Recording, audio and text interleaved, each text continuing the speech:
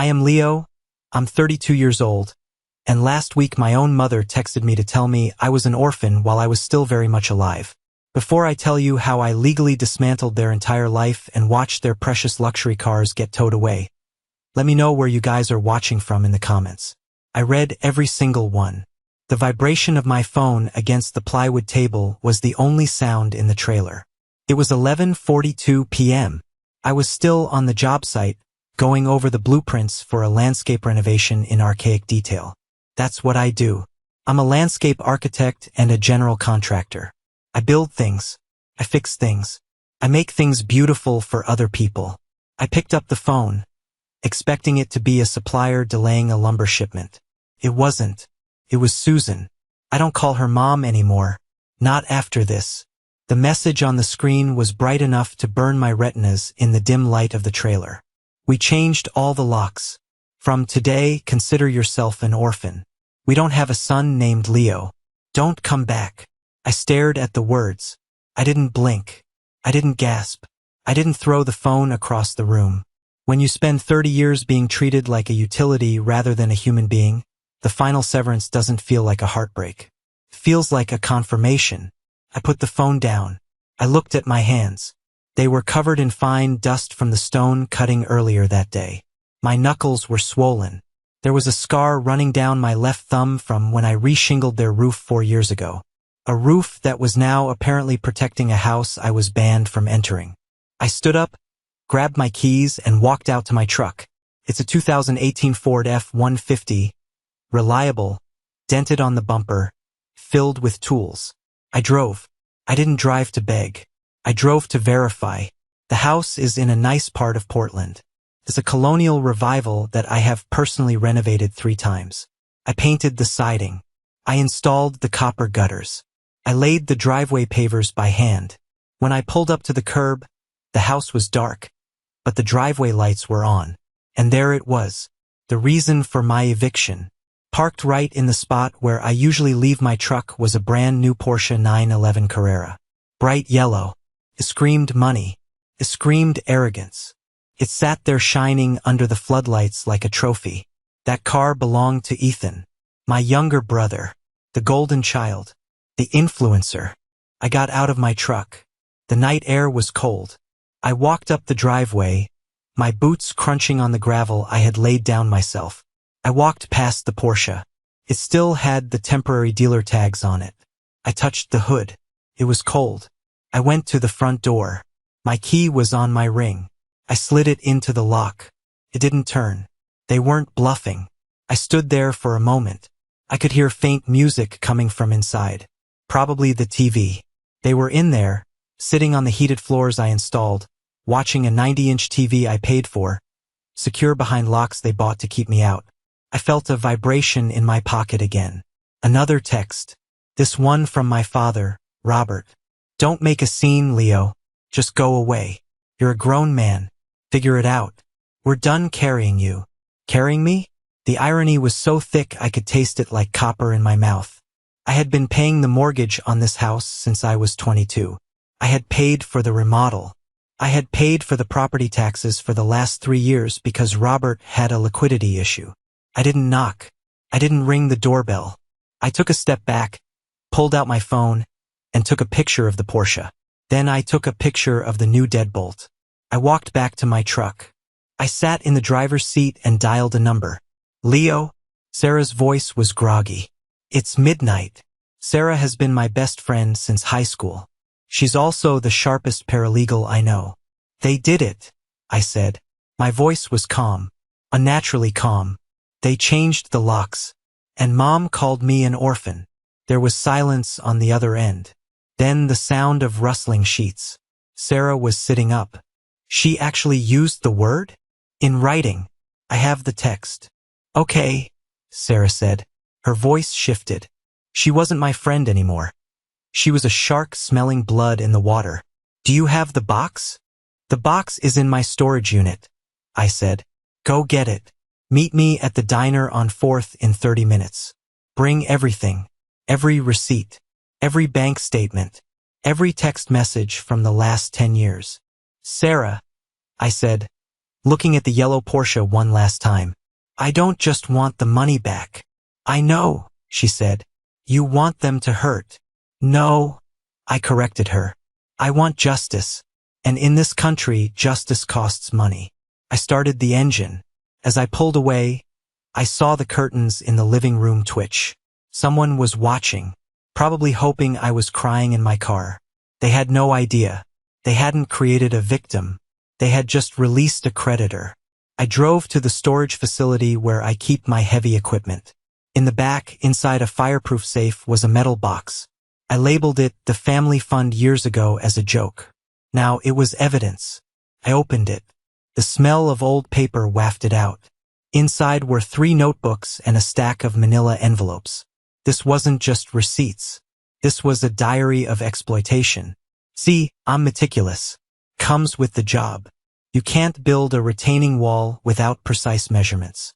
And you can't survive in my family without keeping score, because they will gaslight you until you question your own sanity. I picked up the black notebook on top. It was from 12 years ago. Entry 1, August 12th. Dad asked for $400 for electricity bill. Said he'd pay back next Friday. Status: unpaid. Entry 200, March 4th. Mom needed $5,000 for emergency dental work. Saw her with new veneers and a Louis Vuitton bag the next week. Status: unpaid. I flipped through the pages. The numbers got bigger. The loans became investments. The help became obligations. I grabbed the box and headed to the diner. When I walked in, Sarah was already there with a laptop and a large coffee.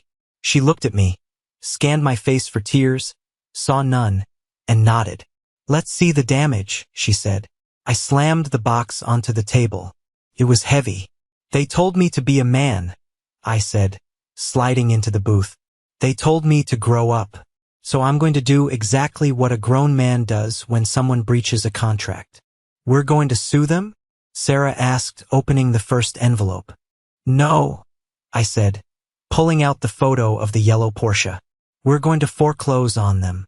But before I tell you about the lawsuit, you need to understand why that word, orphan, was the trigger that destroyed my family. You need to see the history, because this didn't start with a text message. It started 15 years ago with a broken plate and a lie. The word orphan wasn't a random insult my mother threw out in a moment of anger. It was a weapon she had been sharpening since I was 16 years old. I remember the day vividly. It was a Tuesday. I was a junior in high school. I had just come home from football practice, exhausted, muddy, and starving. My brother, Ethan, was 10 at the time. He was sitting at the kitchen counter eating ice cream. I went to grab a plate from the cabinet to reheat some leftovers. My hands were slippery from sweat and the rain outside. The plate slipped. It crashed onto the tile floor and shattered into a dozen pieces. It was a standard white dinner plate. Value maybe $3. My mother, Susan, stormed into the kitchen like a hurricane. She looked at the shards, then she looked at me. Her face didn't just show annoyance. It showed pure, unadulterated disgust. You clumsy ox, she hissed. You ruin everything you touch. It was an accident, Mom, I said, bending down to pick up the pieces. Don't call me that, she snapped. She grabbed my wrist, her nails digging into my skin. Sometimes I look at you and I wonder how you came for me. Ethan is graceful. Ethan is special. You're just heavy. She pulled her hand back as if touching me had dirted her. I should have left you at the fire station, she said, her voice dropping to a cold whisper. I should have let you be an orphan. At least then the state would pay for your mistakes. I froze. I was 16. I was 6 feet 2 inches, 200 pounds of muscle, but in that moment, I felt like I was 3 inches tall. Ethan giggled. He sat there, licking his spoon, watching me get destroyed. He learned a lesson that day. Leo is the scapegoat. Ethan is the prince. That dynamic never changed. In fact, it solidified into concrete. By the time I was 18, I was working weekends at a construction site to pay for my own clothes and school supplies. My parents told me it was to build character. We're not raising a freeloader. My father, Robert, would say, sipping scotch that cost more than my weekly earnings. You want new sneakers? Earn them. I believed him. I thought this was normal. I thought this was how men were made. Meanwhile, Ethan got a brand new car for his 16th birthday. A BMW. Not a beater to learn on. A brand new 3 Series. Why does he get a car? I asked stupidly when I saw it in the driveway. Ethan is sensitive, my mother said, stroking the leather seats. He can't take the bus, Leo. It gives him anxiety. You're strong. You can walk or buy your own truck. So I did. I bought a rusted-out Chevy for $800 and fixed the engine myself. I skipped my senior prom to work a double shift because my dad said they were a little short on the mortgage that month. I handed over $400. They took it without a thank you. Fast forward to my 20s. I didn't go to college. I went straight into the trades. I had a knack for it. I understood structures. I understood drainage. I understood hard work. By 24, I had my own crew. By 26, I was making 6 figures. But I never saw that money, because every time I got a check, there was a crisis at the Vance household. Leo, the roof is leaking. Leo, your father's investments took a hit. Leo, Ethan needs tuition for that private art college. I paid. I always paid. Why? Because I was chasing the one thing they withheld. Approval. I thought if I paid enough, if I fixed enough, eventually they would look at me the way they looked at Ethan. I was wrong. The financial abuse wasn't subtle. It was systemic. When I was 28, the big conversation happened. The one that sealed my fate. My business was booming. I was looking at buying a condo downtown. I told my parents over dinner. Robert put down his fork. He looked serious. Leo, don't throw your money away on rent or a condo fee. That's foolish. I need my own place, Dad. I said. This is your place? Susan said, reaching across the table to touch my hand, a rare gesture of affection. Listen, your father and I, we're getting older. This house is too big for us to manage alone. But it's our legacy. We want you to invest here. Invest how? Pay off the mortgage, Robert said. Handle the renovations. Increase the value. When we sell it or when we pass on, the house is yours. Ethan has his trust fund, which I was also contributing to, unknowingly. This house. This is your inheritance. I want you to have a home, Leo, Mom said softly. You've earned it. I fell for it. Hook, line, and sinker. I moved into the basement suite. I treated the house like my own asset. I spent $12,000 on a new roof. I spent $25,000 strictly on materials to redo the kitchen and 3 bathrooms. My labor, that was sweat equity. If I charged a client, it would have been another $60,000. I paid the $2,800 mortgage every single month for 4 years. I wasn't a tenant. I was an investor. But while I was sweating on the roof in July, scraping off old tar, I would look down and see Ethan in the backyard, lounging by the pool I cleaned. Ethan didn't work. He was an entrepreneur, which meant he bought cryptocurrency with Dad's money and posted lifestyle photos on Instagram. One vivid memory stands out. 2 years ago, I was eating a sandwich in my truck, covered in drywall dust. I opened Instagram. There was a photo of Ethan. He was in Miami. He was leaning against a lime green Lamborghini Huracan. The caption read, "Grind never stops. Thanks specifically to the investors who believe in the vision." He tagged my parents. I knew who paid for that trip. I had just given my dad $5,000 for property taxes. I called my dad. Did you pay for Ethan's trip? It's a networking event, Leo, Dad said, dismissive. He's making connections. You wouldn't understand. You work with your hands. Ethan works with his image. It's different capital. I paid for the taxes, Dad. Not for a Lembo rental. Stop counting pennies, Leo. It's unbecoming. We're a family. We help each other. Help each other. That was the lie. It wasn't a circle of help. It was a funnel. And I was at the top, pouring everything in while they stood at the bottom with buckets. But I kept doing it. Until the day I came home early. Until the day the illusion finally shattered. That brings us to the moment everything changed. The moment I realized I wasn't a son. I was just an employee they intended to fire. It was a Tuesday, just like the day I broke the plate 15 years ago. Funny how tragedy likes to keep a schedule. I was working on a job site about 20 minutes from the house. A big terracing project. Around noon, my heavy-duty concrete saw jammed. I needed the backup gear I had left in the garage at home. I didn't call ahead. Why would I? It was my home. I pulled up. The driveway was empty. Dad was at the country club, golfing on my dime, and I assumed Mom was out shopping. Ethan usually didn't wake up until 2 p.m. I let myself in through the side door that led into the kitchen. I was wearing my soft-soled work boots, so I didn't make a sound. As I reached for the garage key on the rack, I heard voices. They were coming from the sunroom. It was my mother and Ethan. "I don't know, Mom," Ethan was saying. He sounded whiny. "The yellow is cool, but a Porsche? Everyone has a Porsche. I really wanted the Ferrari Roma. It fits my brand better." I froze. My hand hovered over the keys.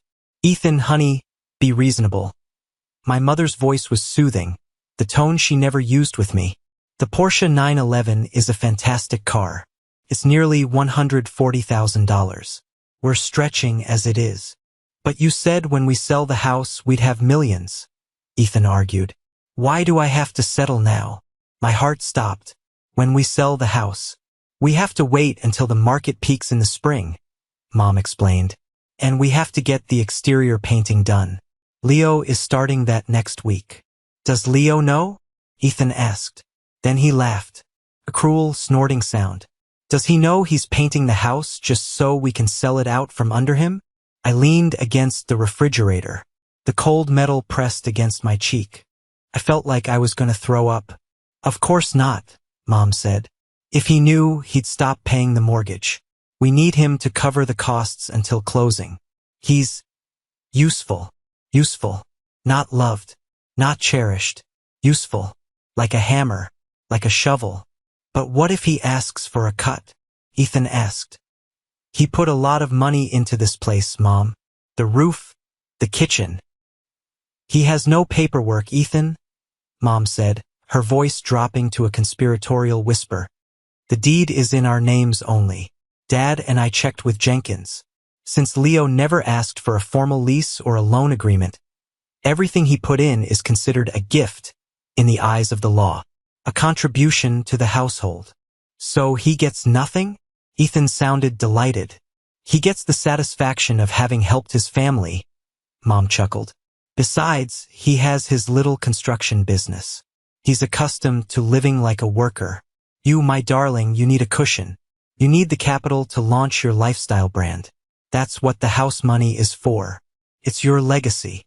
"Upgrade the Porsche to the Ferrari when the check clears?" Ethan asked. "Promise," Mom said. I didn't storm in. I wanted to. I wanted to kick the door down and scream. I wanted to grab Ethan by his designer collar and throw him into the pool. But something cold settled in my chest. A clarity I had never felt before. If I walked in there now, I would just be the crazy, violent son. They would gaslight me. They would deny it. They would kick me out right then and there, and I would lose my leverage. I needed to be smarter. I needed to be the man they always told me to be. I backed out of the kitchen. I went back to my truck. I didn't get the saw. I drove to a parking lot 3 blocks away and sat there for an hour, staring at the steering wheel. "Okay," I whispered to myself. "You want a worker? You got a worker." I went back to the house an hour later, making sure to slam the truck door loudly. I walked in whistling. "Hey, Mom." "Hey, Ethan," I called out. They were in the kitchen now. Mom looked a little jumped. "Oh, Leo, you're home early.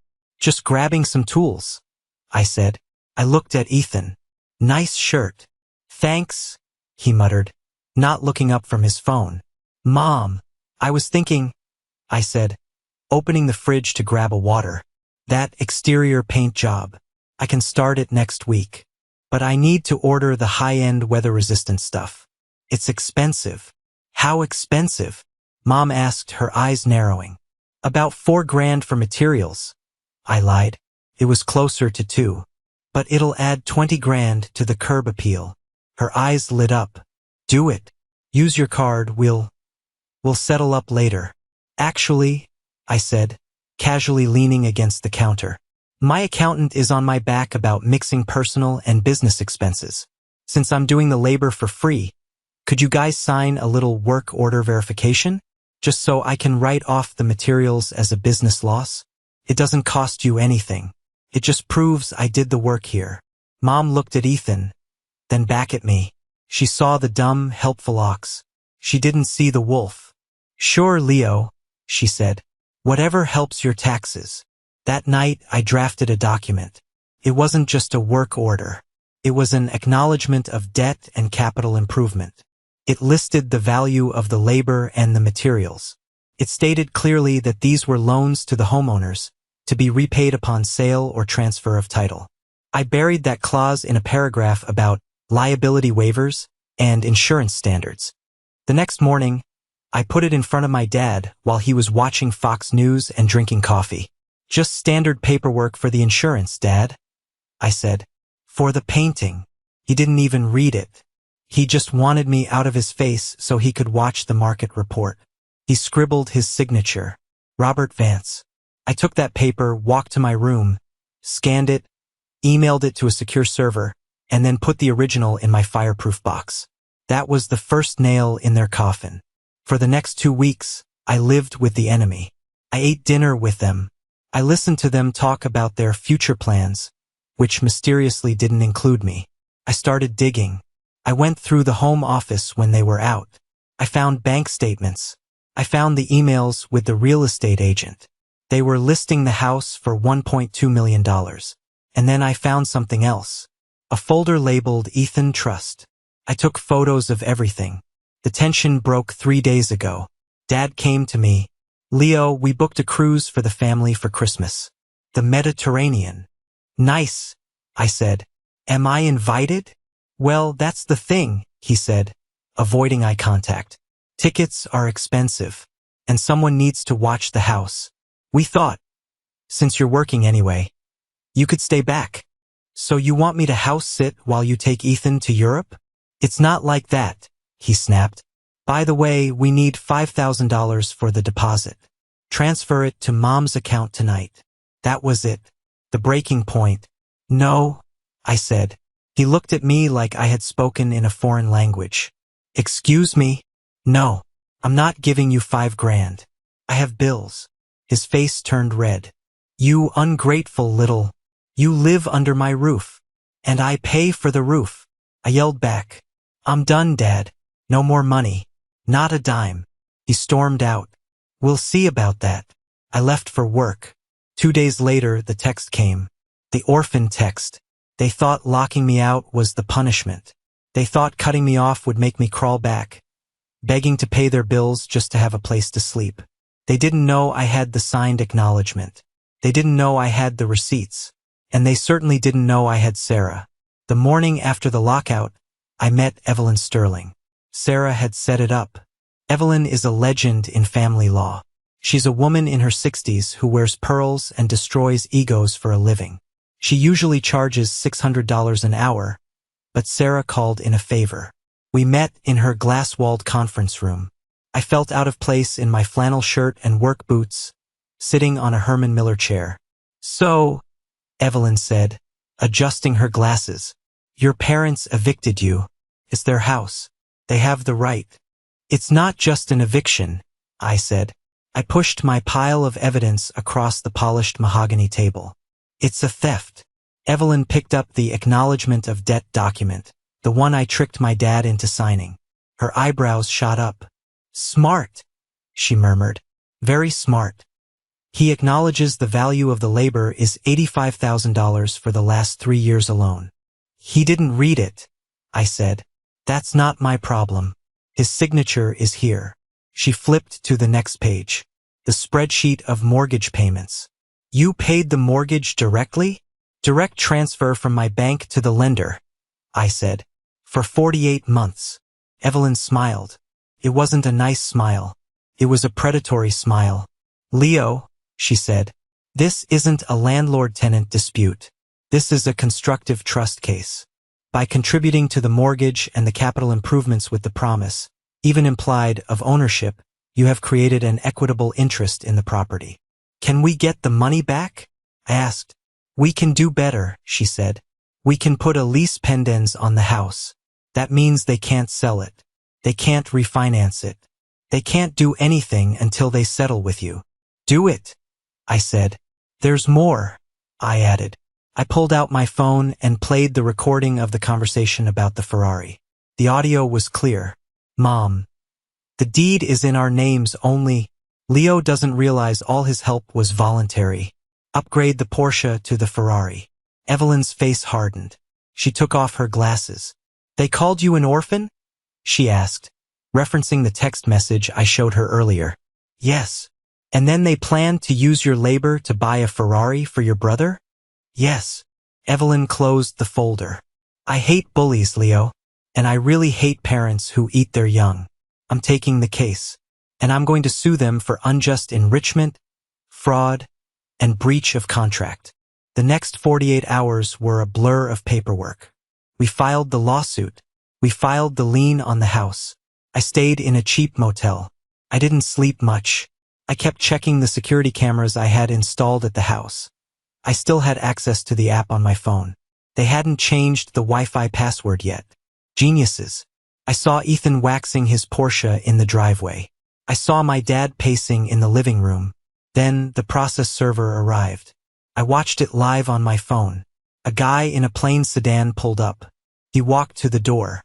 Dad answered. The guy handed him a thick stack of papers. Dad looked confused, then angry. He threw the papers on the ground. The server just walked away. 10 minutes later, my phone blew up. Dad calling. Mom calling. Ethan calling. I let it ring. Then came the voicemail from their lawyer, Mr. Jenkins. He was the family lawyer, a guy who mostly did estate planning. He wasn't a litigator. Leo, this is Jenkins. Your father is very upset. This lawsuit is ridiculous. It's frivolous. You're suing your own parents? We need to meet immediately to stop this nonsense before we countersue you for emotional distress and back rent. Back rent. That was their angle. I called Evelyn. They want to meet. Good, she said. We'll meet, but not at their house. At my office. And tell them to bring their checkbook. The mediation, was set for Friday. In the days leading up to it, the reality of what I was doing hit me. I was nuking my family. There was no going back after this. No Thanksgiving dinners. No Christmas. But then I remembered the text. Consider yourself an orphan. They had already nuked the family. I was just walking through the radiation. On Thursday night, I received a text from Ethan. Bro, WTF? Mom is crying. Dad is freaking out. You're ruining everything. Just drop it and apologize, and maybe they'll let you move back in the basement. The basement. Not a room. The basement. I replied, I don't want the basement, Ethan. I want half. He didn't reply. Friday morning arrived. I put on my best suit, the one I bought for funerals. It felt appropriate. I was going to bury a relationship. I drove to Evelyn's office. I saw the yellow Porsche in the parking lot. They were here. I took a deep breath. Showtime, I whispered. I didn't know it yet, but the biggest twist wasn't even the lawsuit. It was what we were about to find out about their finances during the mediation. The Porsche wasn't just a car. It was the smoking gun. The conference room at Evelyn's firm was designed to intimidate. Floor-to-ceiling windows overlooking the city, massive abstract art on the walls, and air conditioning set just a few degrees too cold. When I walked in, my family was already seated on one side of the long table. Robert, my father, refused to look at me. His jaw was tight, his face a blotchy red. Susan, my mother, was dabbing her eyes with a tissue, playing the victim perfectly. She looked at me with a mix of sorrow and accusation, as if I were the one who had changed the locks. Ethan was leaning back in his chair, scrolling on his phone, looking bored. He wore a designer hoodie that cost more than my first car. Their lawyer, Jenkins, looked nervous. He was out of his depth with Evelyn Sterling. Let's make this quick, Jenkins said, shuffling his papers. My clients are heartbroken. They want to reconcile with their son. But this lawsuit is an insult. Leo, if you drop this lien immediately, your parents are willing to forgive your outburst. They might even let you come over for dinner on Sundays. Evelyn didn't even look up from her notes. She just laughed. A dry, sharp sound. Mr. Jenkins, Evelyn said, you seem to be under the impression that we are here to beg. We are here to collect. Collect. Dad slammed his hand on the table. He lived in my house. He ate my food. If anything, he owes us back rent for 10 years. Market rate is $1,500 a month. That's $180,000 he owes us. Actually, Evelyn said, sliding a document across the table. According to the receipts, Leo contributed an average of $3,200 a month in mortgage payments, utilities, and grocery bills, plus the labor. We have the signed acknowledgement from you, Robert. You verified the capital improvements. Dad stared at the paper he had signed without reading. He turned pale. That was for taxes, he stammered. Exactly, Evelyn said. It's a legal document. Unless you're admitting to tax fraud. Dad shut his mouth. Here is the settlement offer, Evelyn continued. Leo wants 50% of the current market value of the home. The house is appraised at $1.2 million. That's $600,000. Plus legal fees. You're insane, Mom shrieked, dropping the act. That's our retirement. That's Ethan's. That's our money. Ethan's what? I spoke for the first time. Ethan's Ferrari fund? Ethan looked up, eyes wide.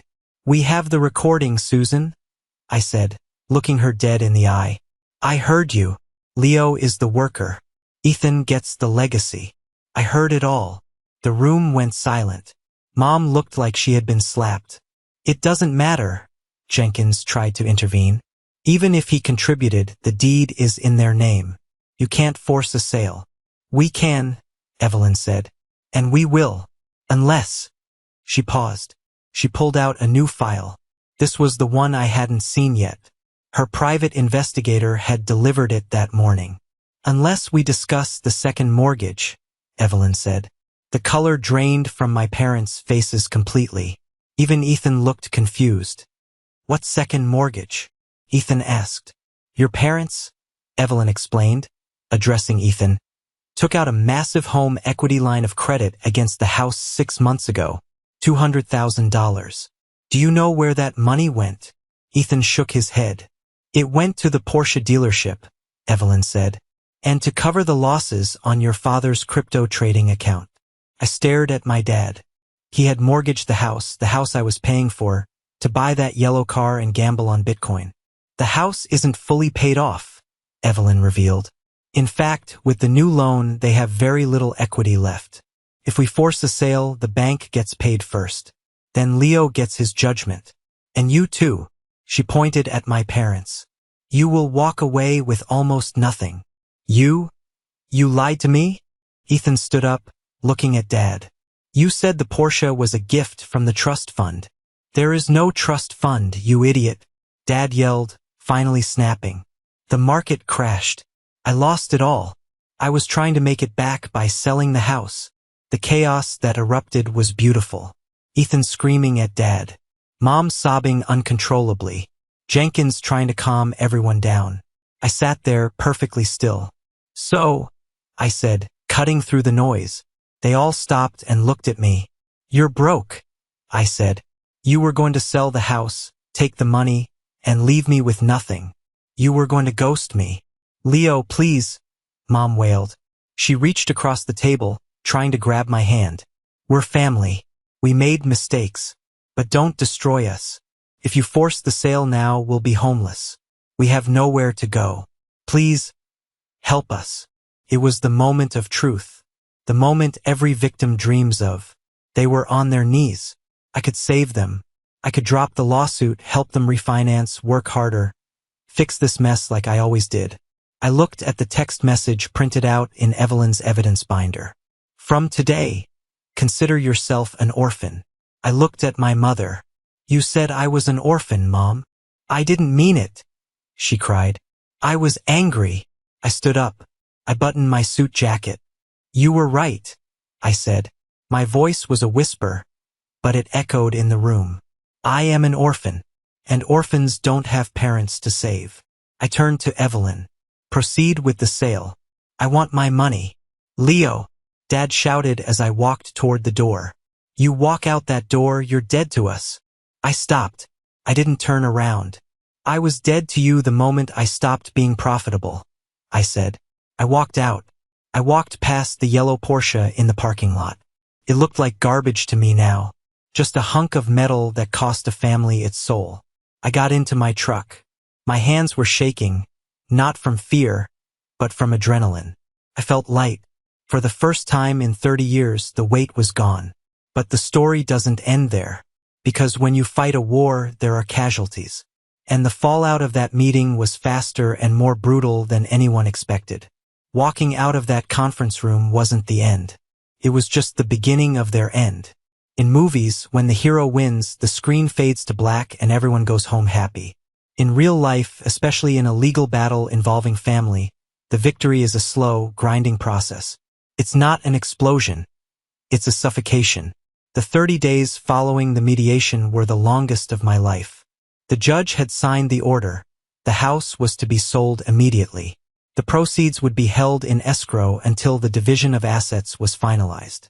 I moved into a small rental apartment near my job site, but I couldn't completely cut ties yet.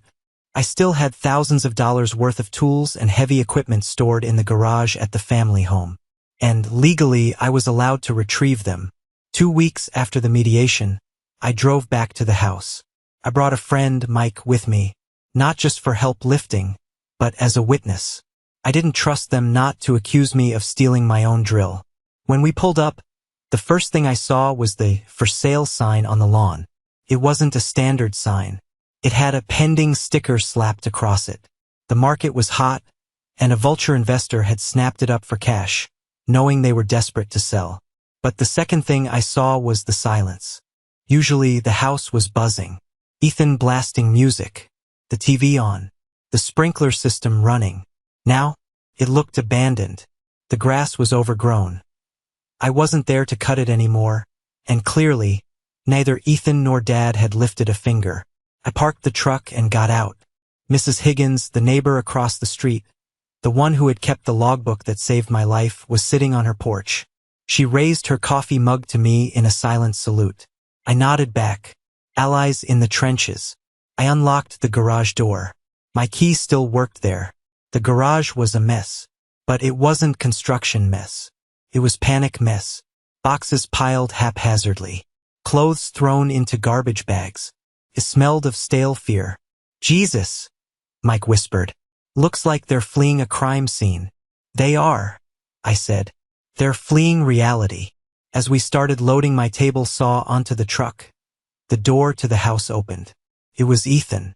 I almost didn't recognize him. The golden boy, the influencer, looked like he hadn't showered in 3 days.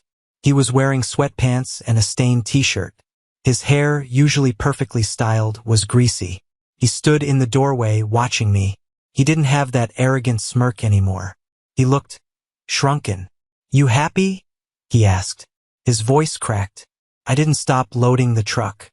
Happiness has nothing to do with it, Ethan. It's business. They took the Porsche, he said. He sounded like a child who had dropped his ice cream. Yesterday, a tow truck came. All the neighbors watched. I paused. This was a detail I needed to hear. The bank took it? Dad stopped paying the note. Ethan spat, his anger suddenly shifting from me to our father. He told me the trust fund would cover it. He lied, Leo. He lied about everything. There is no money. There never was. It was all just you. It was your money. I looked at my brother. For the first time, I saw him not as a villain, but as another victim. A victim of his own entitlement, sure, but also a victim of our parents' delusion. They had crippled him. They had taught him that the world owed him a living, and now that the world was collecting its debts, he didn't know how to survive. I know, I said. I tried to tell you. I have to move into an apartment with them, Ethan said, looking horrified. A 2-bedroom. I have to share a bathroom with Dad. Do you know how humiliating that is? Welcome to the real world, I said coldly. I lived in a basement for 4 years, remember? Can I? He hesitated. He looked at his feet. Can I come stay with you? Just for a bit? Until I get my brand deals sorted. I looked at him. I really looked at him. If I said yes, the cycle would start again. I would be the provider. He would be the leech. And our parents would eventually worm their way back in through him. No, I said. But I'm your brother. You're an orphan. I corrected him. Remember? That's what the text said. Orphans don't have brothers. I slammed the tailgate of the truck. Let's go, Mike. As we drove away, I saw Ethan kick a box of his own belongings. It tumbled over, spilling designer sneakers onto the dirty garage floor. The closing day came a week later. I didn't have to be in the same room as them. Evelyn handled everything. But she called me immediately after the checks were cut. Do you want the numbers? She asked. Give it to me, I said. I was sitting in my truck, parked by the river. Final sale price, $1,150,000. Evelyn read. After paying off the first mortgage, the disastrous second mortgage, the realtor fees, the closing costs, and the lien for the unpaid property taxes. She paused for effect. The net proceeds were $460,000. Okay, I said. And the split. The judge awarded you your full claim plus interest, Evelyn said. You are getting a check for $285,000. That covers your capital contributions, your legal fees, and your share of the equity. And them? I asked. They get the remainder, $175,000. That's not nothing, I said, feeling a twinge of disappointment. It wasn't total ruin. Wait, Evelyn said. I'm not done. Jenkins, their lawyer? He filed a lien against their share for his unpaid legal fees. He took $25,000 off the top. And the IRS has a hold on your father's share for unpaid capital gains from 3 years ago. Another $40,000. I did the math in my head. $175,000 minus $65,000. They are walking away with $110,000, Evelyn said. Total. For 3 people. To restart their lives in this economy. They can't buy a house with that, I said. They can't even buy a decent condo with that, Evelyn confirmed. They are renters now, Leo. Probably for the rest of their lives. I hung up the phone. I sat there for a long time. $110,000. It sounds like a lot of money to some people. But for Robert and Susan Vance, who burned through $10,000 a month just to maintain their image, that money would be gone in 2 years. I felt a vibration in my pocket. It was a notification from my bank app. Deposit received, $285,000. I stared at the number. It wasn't lottery money. It was my money.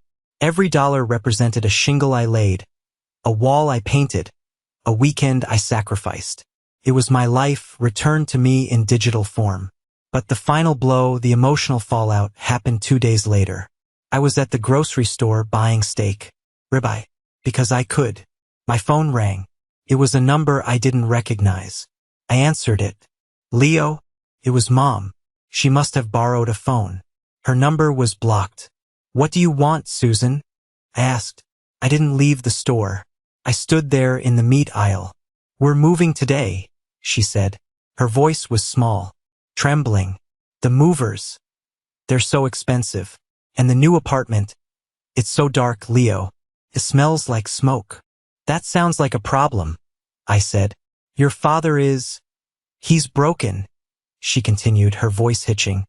He just sits in the chair and stares at the wall. He won't talk. And Ethan hates us. He screams at us every night. She was painting a picture of hell. A hell they built brick by brick. Why are you telling me this? I asked. I found something, she said. While we were packing, I found your old photo album. The one from when you were a baby. You were so cute, Leo. You used to hold my finger so tight. It was a trap.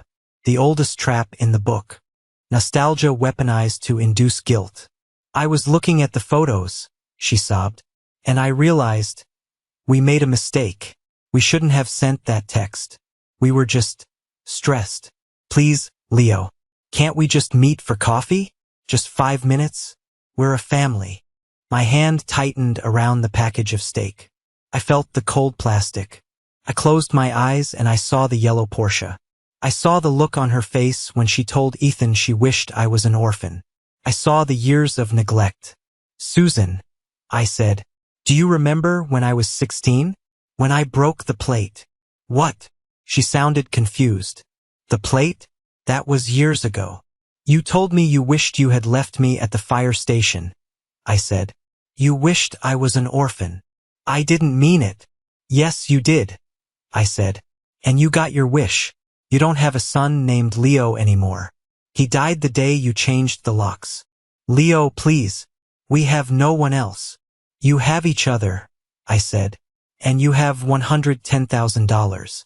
I suggest you budget carefully. I hung up. Then I blocked the number.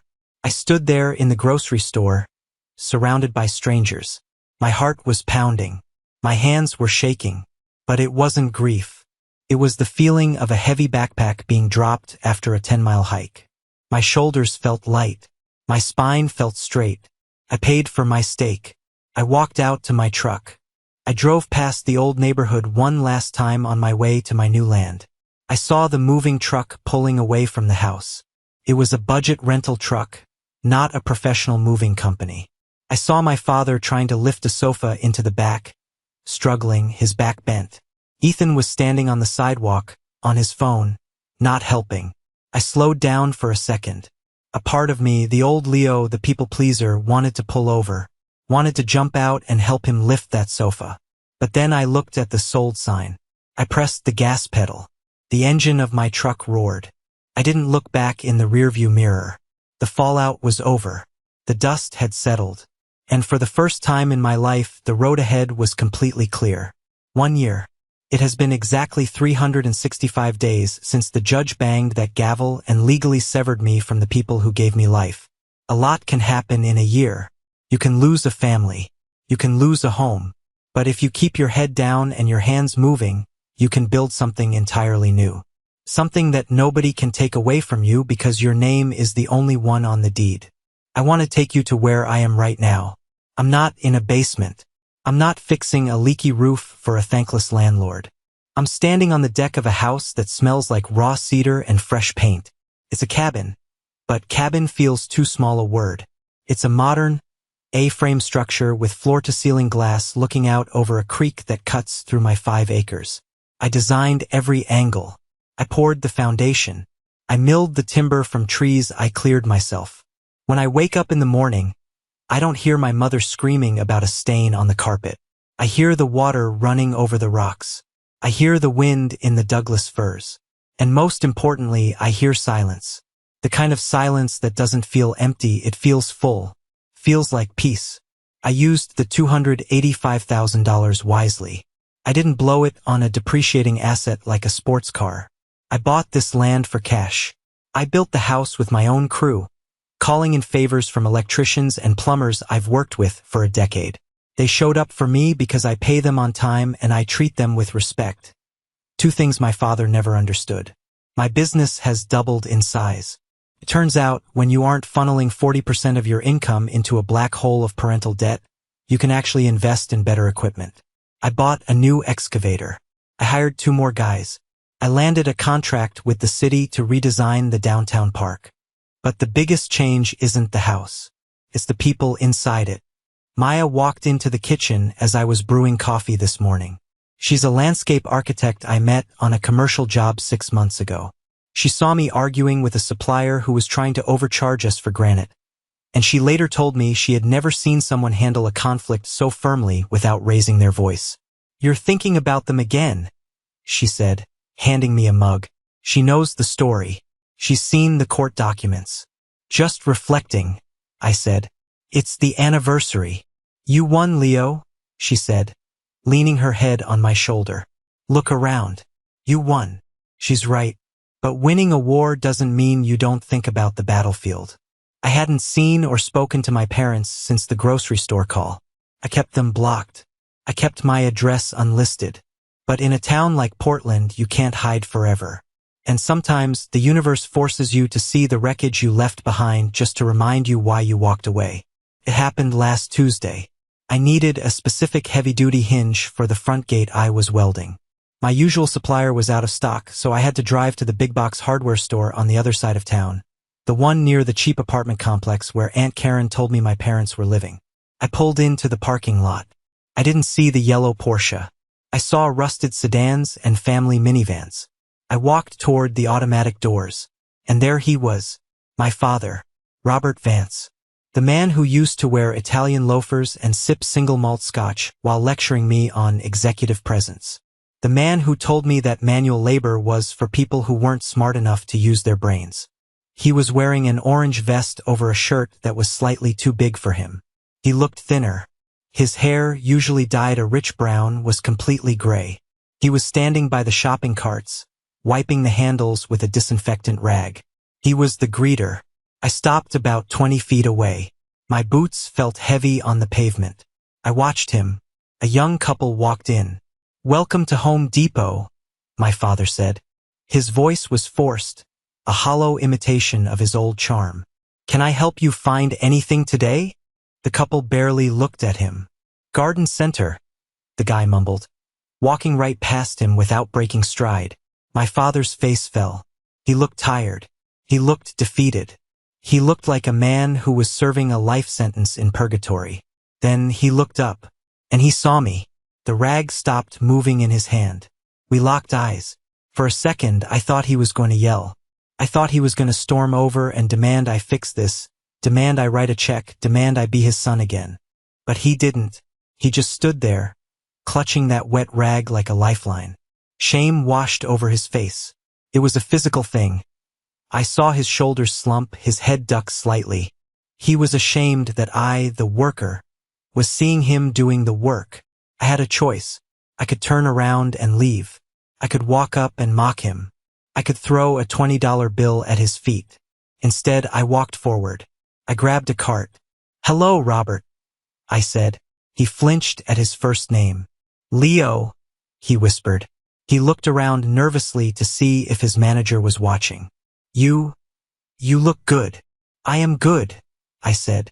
"I heard you're building a place," he said. "Karen told your mother." "It's finished," I said. That's good." He looked at my boots. "Expensive boots." "They last longer," I said. There was a silence between us that was louder than the store announcements.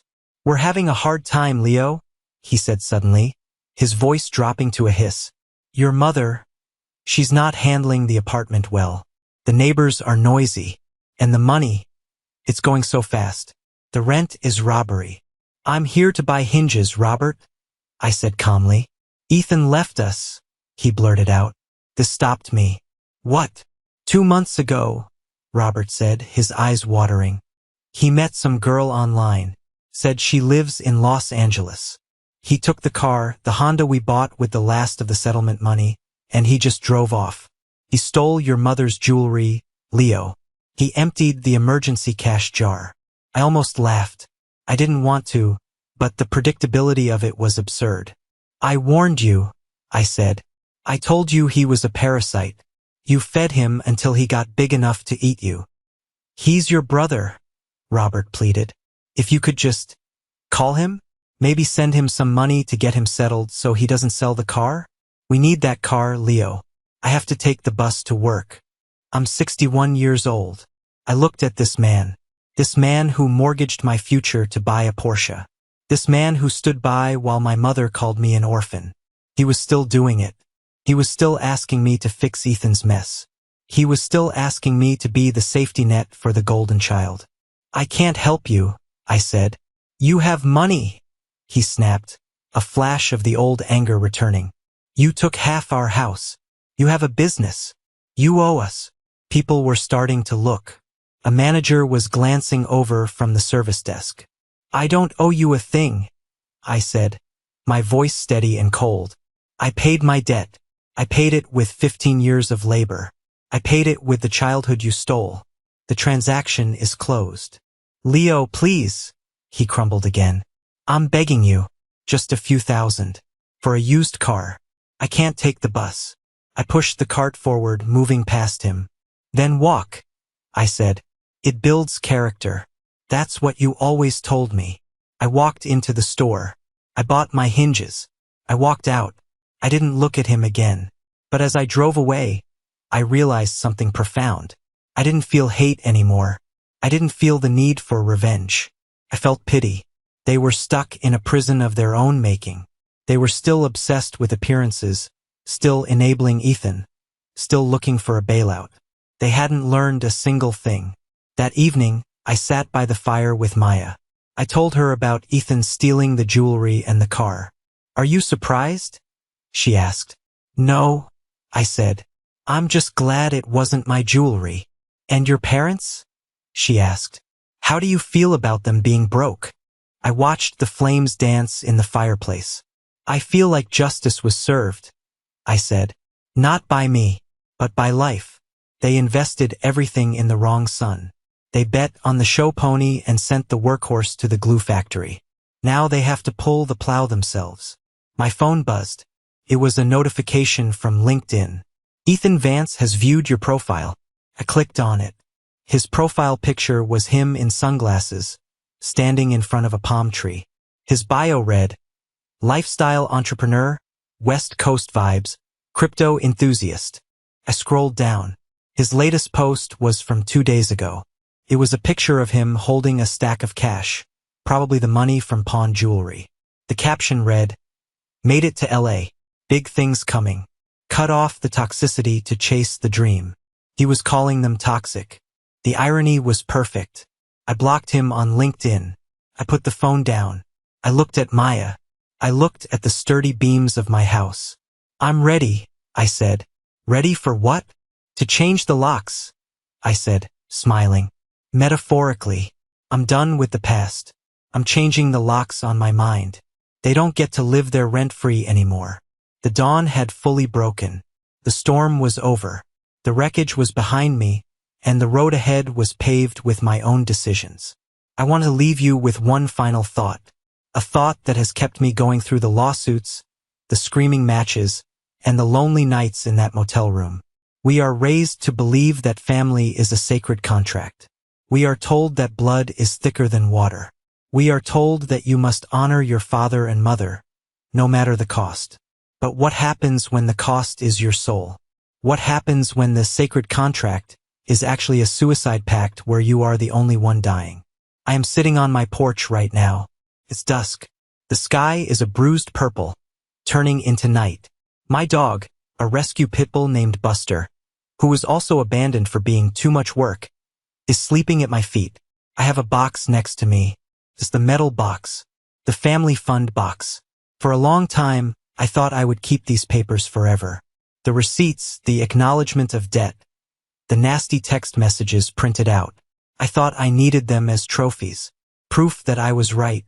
Proof that I wasn't crazy. But looking at them now, I realize they aren't trophies. They are scars. And scars are useful. They remind you where you've been, but you don't need to pick at them every day. I strike a match. I pick up the acknowledgement of debt, the piece of paper that won me the lawsuit, the paper my father signed without reading because he was too busy watching TV. I hold the flame to the corner. The paper curls. The ink blackens. I drop it into the fire pit. I watch it burn. My mother called me an orphan to hurt me. She used the word as a weapon to strip me of my history. She wanted me to feel small, alone, and unloved. But she didn't understand the true meaning of the word.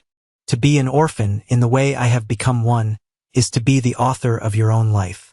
It means I don't have to carry the generational trauma of the Vance family.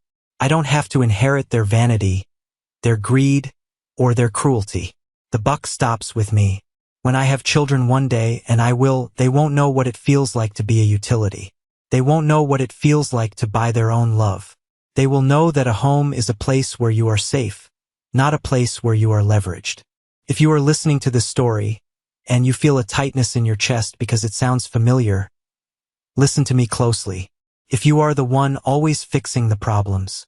If you are the one always paying the bills. If you are the one always apologizing for things you didn't do. If you are the difficult one because you finally set a boundary, you are not crazy. You are being used. And it is okay to walk away. It is okay to change the locks. It is okay to be an orphan, if it means you finally find a family that loves you for who you are, not for what you can provide. My name is Leo. I am a builder. I am a survivor. And I am the proud owner of a life that is 100% mine. Thank you for listening to my story. If this story resonated with you, if you've ever had to fight for your own worth against the people who were supposed to protect it, do me a favor. Hit that like button. Not for the algorithm, but as a signal that we see each other.